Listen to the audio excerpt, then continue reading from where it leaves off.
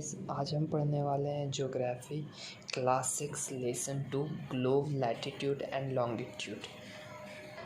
इससे पीछे वाले वीडियो में हमने the earth in the solar system पढ़ा दिया है, तो आपने नहीं देखा है तो आप पिछले वाले वीडियो में जाके देख सकते हैं। सो आज हम ग्लोब लैटिट्यूड एंड लॉन्गिट्यूड पढ़ने जा रहे हैं। इसमें कहता है कि पुराने चैप्टर में हमने पढ़ा था कि अर्थ पूरी तरह से स्फेयर नहीं है, जैसा इसमें दिख रहा है पूरा गोल, वैसा स्फेयर हमारा अर्थ नहीं है। हमारा अर्थ नॉर्थ पोल और साउथ पोल से थोड़ा चिपटा और इक्वेटर्स की तरफ से थोड़ा फैला हुआ है। Slightly flattened at the north and south pole and bulk in the middle, और मिडिल में इस तरह से चौड़ा। सो ये कहता है कि ग्लोब एक रियल मॉडल है अर्थ का, यानी कि अर्थ के जैसा। मिनिएचर का मतलब होता है छोटा। इनफैक्ट अगर आप मैप पे देखोगे तो आपको ऊपर का साइड रसिया हो गया, ग्रीनलैंड हो गया, डेनमार्क हो गया, कनाडा हो गया, ये सब काफ़ी चौड़ा दिखाई पड़ेगा। और जो नॉर्थ पैसिफिक ओशन यहाँ पे ख़त्म होता है वो बिल्कुल यहाँ पर से जुड़ा हुआ है। इसी कारण फ्लैटन मैप बिल्कुल सही नहीं दिखा पाता है अर्थ के मॉडल का, पर वहीं ग्लोब बिल्कुल ट्रू मॉडल दिखाता है अर्थ का। सो इसमें बताता है कि ग्लोब कई तरह और कई साइज में आते हैं। कई छोटे आते हैं, कई बड़े आते हैं, कई इतने बड़े आते हैं जितना हम कैरी नहीं कर सकते, और कुछ तो इतने छोटे आते हैं जिन्हें हम आराम से पॉकेट में भी रख सकते हैं, बॉल साइज़ के इनफैक्ट। और ये तो साइज हो गया, और टाइप में भी कई 3 तरह के ग्लोब्स आते हैं। आर्मिलरी स्फीयर, दूसरा टेरेस्टेरियल ग्लोब और तीसरा सेलेस्टियल ग्लोब। सो ये 3 तरह के ग्लोब पाए जाते हैं। आप सभी ने ग्लोब ज़रूर देखा होगा, और उसमें देखा होगा कि ग्लोब जो फिक्स नहीं रहता है, मीन्स जो ग्लोब इस तरह से वो इसी तरह से ऐसे नहीं रहता है, वो इस तरह से गोल गोल रोटेट होते रहता है। सो इसमें यही कहता है कि जो ग्लोब है वो कुम्हार की जो व्हील है उस तरह से रोटेट होते रहता है अपना ग्लोब। और इस ग्लोब पे कंट्री, कॉन्टिनेंट और ओशियंस वगैरह दिखाया जाता है। सो आगे कहता है कि अगर आपको पृथ्वी पे कोई जगह को अगर लोकेट करना है तो ये काफ़ी डिफ़िकल्ट होता है कि नाम से लोकेशन ढूंढना। अगर यहाँ पे इंडिया है, रशिया है, चाइना है, तो इनफैक्ट चाइना में भी कई सारे स्टेट हो गए, इंडिया में भी कई सारे हो गए, हर जगह में हो गए। तो अगर कोई स्टेट का नाम पूरी दुनिया का बोला जाए तो ये काफ़ी मुश्किल होता है कि स्टेट्स को ढूंढना नाम वाइज, क्योंकि हर स्टेट का हमें नाम देखना पड़ेगा। इसी कारण हमें ज़रूरत है कुछ सर्टेन ऐसे पॉइंट ऑफ रेफरेंस के और लाइन के, जिससे कि काफ़ी जल्दी और तुरंत हम जो भी जगह बोले उस जगह को हम मैप या ग्लोब में लोकेट कर सकें।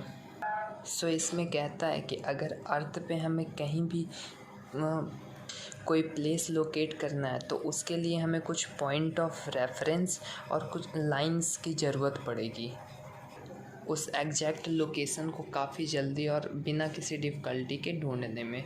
सो एक चीज़ इम्पॉर्टेंट नोट करने वाली बात है, और अगर आपने या आपके पास ग्लोब होगा तो आपने देखा होगा कि ग्लोब जो है वो एक ही डायरेक्शन में रोटेट करता है, वेस्ट से ईस्ट की ओर, जैसा कि हमारा अर्थ करता है। अर्थ भी हमारा वेस्ट से ईस्ट की ओर रोटेट करता है, इसी कारण ग्लोब में भी आपको वेस्ट से ईस्ट की ओर ही रोटेशन मिलेगा।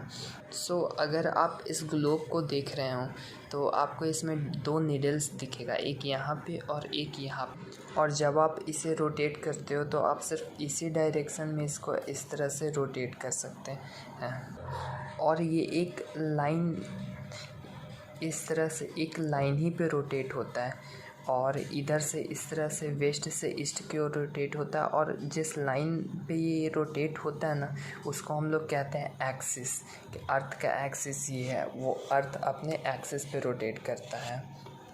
तो एक्सिस किसे कहते हैं? तो एक्सिस उस लाइन को कहते हैं जिस पे ग्लोब जो है वो रोटेट करता है। और अगर आप क्लास 6 में हैं तो मैं आपको बता दूं कि ये जो नीडल है इस तरह से, या फिर जो ये लाइन है, वो ऐसे कोई सच में लाइन नहीं रहती, वो बस एक इमेजिनरी लाइन रहती है, मतलब एक काल्पनिक लाइन रहती है। सच्चाई में ऐसी कोई लाइन नहीं रहती, बस मान लिया जाता है कि इस लाइन पे अर्थ जो है वो रोटेट कर रहा है, और जो ग्लोब पे जो है वो जो नीडल है वही दो नीडल्स इसके एक्सिस बनाते हैं। सो इसी चीज़ को एक्सिस कहा जाता है। सो एक बार ग्लोब और एक्सिस का डिफिनेशन देख लेते हैं। ग्लोब क्या होता है? Globe is the miniature form of earth. Globe जो है वो अर्थ का मिनिएचर फॉर्म है। मिनिएचर यानी कि छोटा। और axis imaginary central line of earth on which it's rotate, यानी कि जो अर्थ है, क्या कहें तो जो ग्लोब है जिस लाइन पे वो, जिस इमेजिनरी लाइन पे वो रोटेट करता है, जो कि जो कि उसके सेंटर से जाता है, तो उसी को कहते हैं हम लोग एक्सिस। इस वाले इमेजिनरी लाइन को कहा जाता है एक्सिस। सो एक इमेजिनरी लाइन तो हो गया एक्सिस। तो यहाँ पे कहता है कि क्या कोई और ऐसा लाइन है जो कि इस ग्लोब को दो बराबर हिस्सों में बांटता है? तो हाँ, एक और लाइन है जिसको हम लोग कहते हैं इक्वेटर। इक्वेटर अर्थ के और ग्लोब के बीचों बीच से एकदम होकर के गुजरता है, और अर्थ को और ग्लोब को दो बराबर हिस्सों में वो डिवाइड करता है, जिसमें इस वाले साइड जो कि पहले ये जान लेते हैं कि जो ऊपर वाला साइड रहता है उसको नॉर्थ पोल कहा जाता है, और नीचे वाले इस पॉइंट को, इस पोल को साउथ पोल कहा जाता है।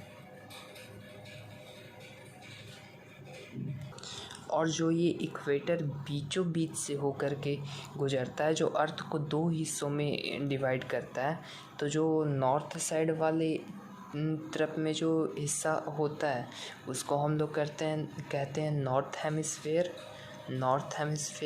और जो साउथ वाले साइड में जो एरिया होता है, हिस्सा होता है, उसको हम लोग कहते हैं साउथ हेमिस्फेयर। और ये दोनों बराबर होते हैं, बिल्कुल एक दूसरे से बराबर।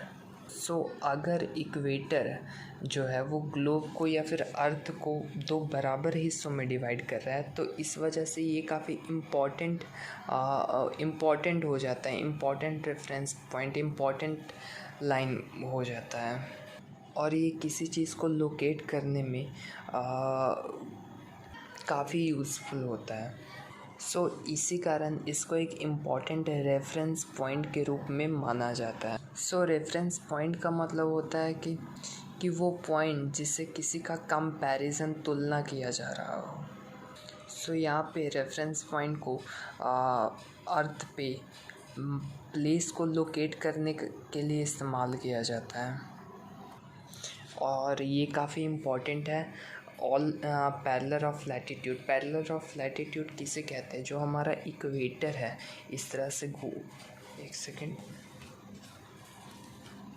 जो इस तरह से हमारा गोल इक्वेटर है, उससे जितने भी लाइन ऊपर में पैरेलल है इस तरह से, और या फिर नीचे भी, उन्हें हम कहते हैं पैरेलल ऑफ लैटिट्यूड।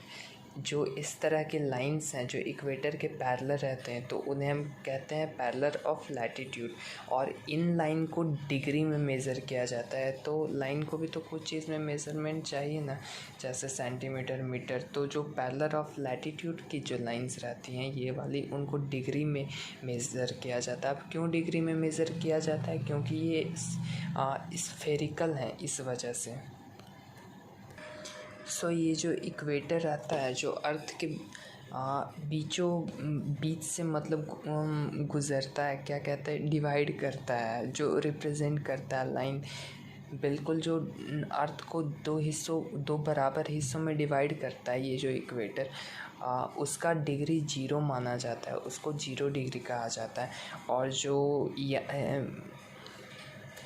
और जो इक्वेटर से पोल तक का जो डिस्टेंस रहता है, ये वाली डिस्टेंस, वो इस इक्वेटर पूरे की 1/4 के बराबर रहता है, यानी कि यहाँ से लेकर के यहाँ तक के बराबर। इसी कारण तो जो ये इक्वेटर पूरा गोल जैसा रहता है, तो आप गोल का जानते होंगे कि जो डिग्री रहता है वो 360 डिग्री रहता है, और 360 का अगर हम 4 से डिवाइड करेंगे तो ये 90 डिग्री आएगा। तो इसी कारण जो यहाँ पे पोल रहता है बिल्कुल टॉप पे, उसका 90 डिग्री एंगल लिया जाता है, और जो ये इक्वेटर है उसका 360 नहीं बल्कि 0 डिग्री लिया जाता है, क्योंकि as a equator 0 is the best for reminding और मेज़रमेंट के लिए। सो यहाँ पे जो नॉर्थ पोल है और जो नीचे में यहाँ पे साउथ पोल है, वो दोनों का डिग्री 90 ही डिग्री होता है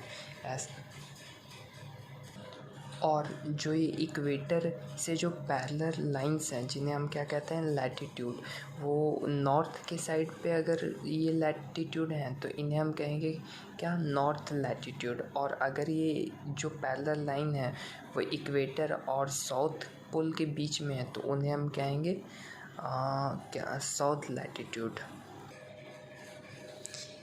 ये है हमारा इक्वेटर जो कि अर्थ को बिल्कुल 2 हिस्सों में बराबर हिस्सों में डिवाइड कर रहा है। ये है हमारा नॉर्थ पोल और ये साउथ पोल। और जो लाइन इक्वेटर से जो पैरेलल इस तरह से ये सारी लाइन देख सकते हैं आप, पैरेलल है मतलब बिल्कुल ठीक सटीक एकदम पैरेलल इसे कहते हैं। अगर ये लाइन है तो बिल्कुल ये इससे 0 डिग्री एंगल पे बना करके कोई लाइन जाता है, मतलब ठीक एकदम बिल्कुल वही, ना टेढ़ा ना मोड़ा, तो उस लाइन को कहते हैं हम कि ये पैरेलल है। तो जो इक्वेटर से यहाँ पे पैरेलल है उन्हें हम कहते हैं पैरेलल ऑफ लैटिट्यूड। और यहाँ पे जो आप लाइंस देख रहे हैं वो सारे पैरेलल ऑफ लैटिट्यूड हैं, चाहे वो ऊपर हो चाहे वो नीचे हो। But the basic difference is, अगर जो ये लाइन है वो इक्वेटर और नॉर्थ पोल के बीच में जो पैरेलल लाइन है, पैरेलल ऑफ लैटिट्यूड है, उसे हम कहेंगे नॉर्थ लैटिट्यूड। और जो इक्वेटर और साउथ पोल के बीच में जो पैरेलल ऑफ लैटिट्यूड है, इन लाइन को हम कहेंगे साउथ लैटिट्यूड। सो यहाँ पे नॉर्थ पोल और साउथ पोल है, और जब भी लिखना रहता है तो नॉर्थ पोल और साउथ पोल लिखना हर बार काफ़ी डिफ़िकल्ट रहता है। तो इसे शॉर्ट फॉर्म में इस तरह से ऐसे नॉर्थ भी और साउथ भी, या फिर सिर्फ इन भी और एस भी इस तरह से लिखा जाता है, जो कि यहाँ पे लिखा हुआ है। लेटर इन और एस से भी इन्हें इंडिकेट किया जाता है। और ये है कुछ एग्जाम्पल जो कि दिया हुआ है। सो यहाँ पे एक और इम्पॉर्टेंट पॉइंट है कि जो पोल स्टार रहता है हमारा आसमान में, जो सबसे चमकीला तारा रहता है उसे हम कहते हैं पोल स्टार। और जो ये पोल स्टार है वो हमेशा नॉर्थ के डायरेक्शन में रहता है, और जो अर्थ का जो नॉर्थ पोल है वो हमेशा पोल स्टार के डायरेक्शन के उसी के डायरेक्शन तरफ रहेगा। और इसमें कहता है कि आप घर ही अपने जहाँ भी आप रहते हो, आप वहाँ से पोल स्टार की मदद से आप लैटिट्यूड अपने जगह का निकाल सकते हो। तो आप कैसे निकाल सकते हो? इनफैक्ट अगर आप यहाँ पे रहते हो तो अगर आप यहाँ से पोल स्टार को देखिएगा तो जो आपकी आँखें हैं जिस डायरेक्शन में आप देख रहे हैं उस डायरेक्शन में अगर आप ज़मीन से जितना एंगल आप निकालिएगा और तो जितना एंगल आएगा वही आपका हो जाएगा लैटिट्यूड। इनफैक्ट अगर आप यहाँ से देखिएगा तो लगभग 50 डिग्री आएगा। तो ये बस कहना चाहता है कि आप घर से ही अपना लैटिट्यूड जान सकते हैं। और कैसे जान सकते हैं? पोल स्टार की मदद से।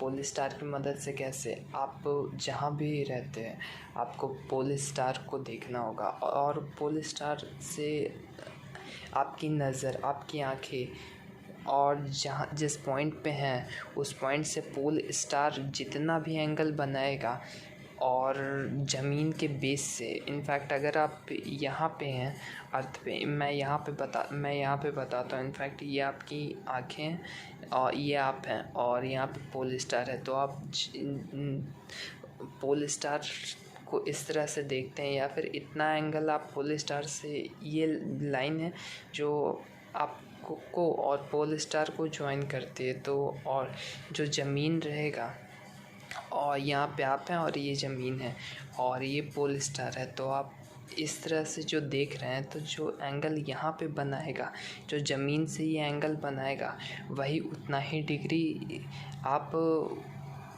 का लैटीट्यूड होगा। इनफैक्ट अगर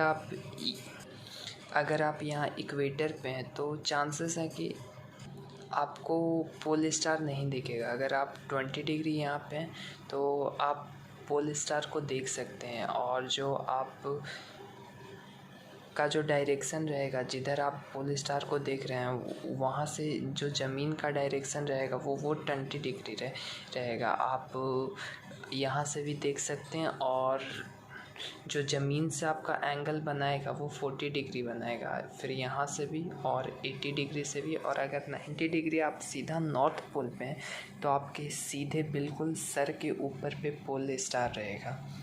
तो आप ये समझ गए होंगे। सो इस वीडियो में इतना ही। हम अगले वीडियो में पैरेलल ऑफ लैटीट्यूड और बाकी की चीज़ें, torrid zone, temperate zone discuss करेंगे। तो उसके तब तक के लिए थैंक यू।